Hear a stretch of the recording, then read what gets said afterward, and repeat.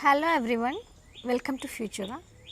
Today I'm sharing about a book that will definitely help you if you are a student of art history or if you have any kind of interest to know the sources of Indian art.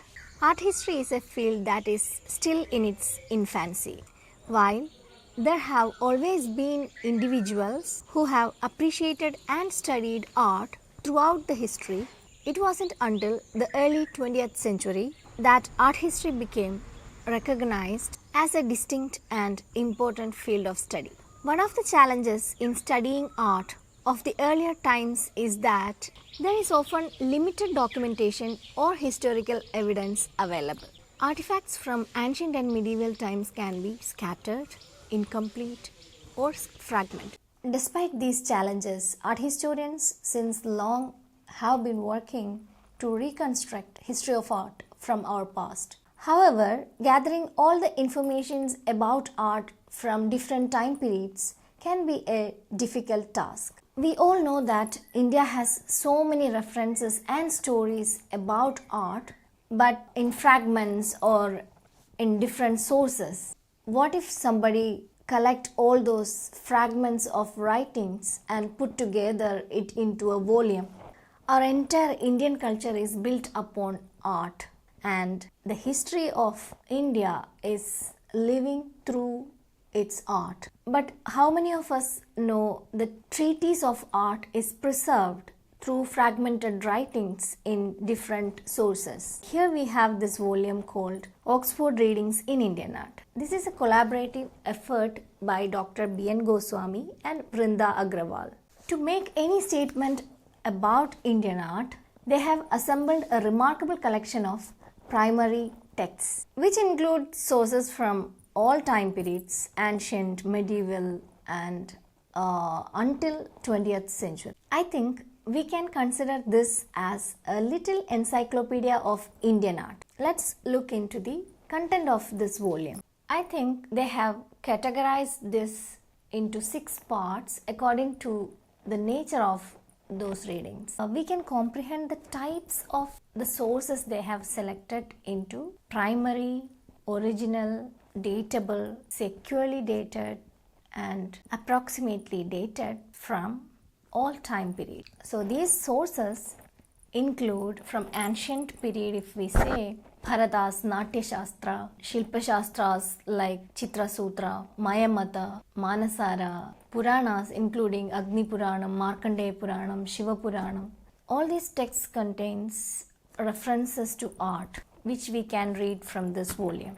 Another set is literary sources for say Sahitya Darpanam, Kalidasa's Abhijnana Shakuntalam.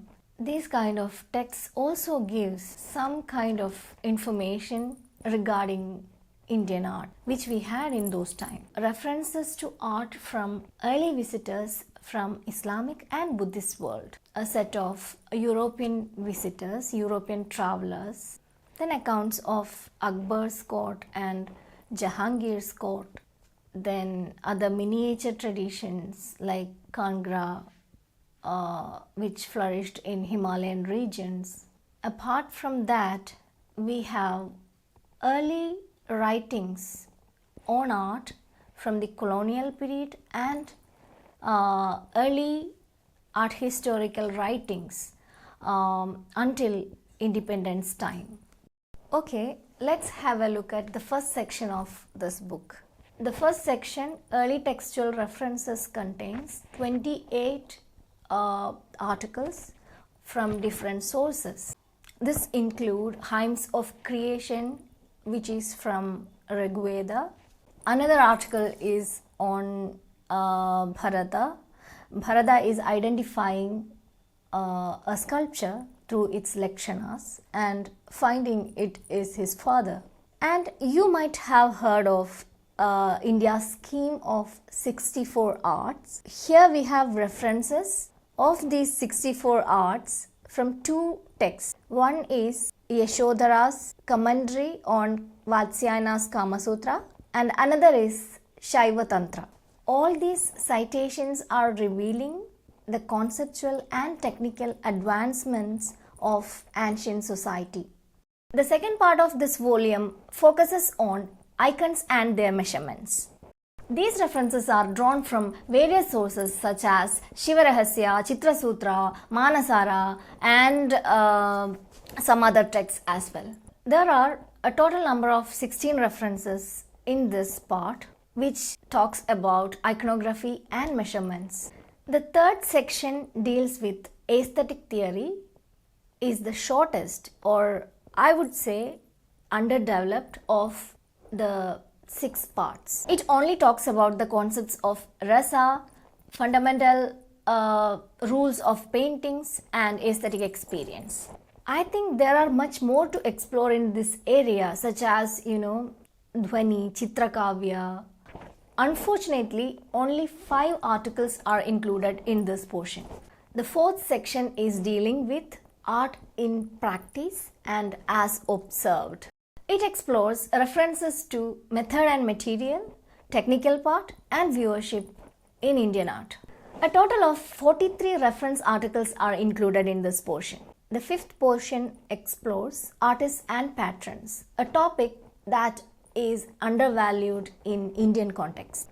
A total of 58 references are included here, giving reference to the relationship between artists and patrons throughout history. The sixth section presents some early art historical writings.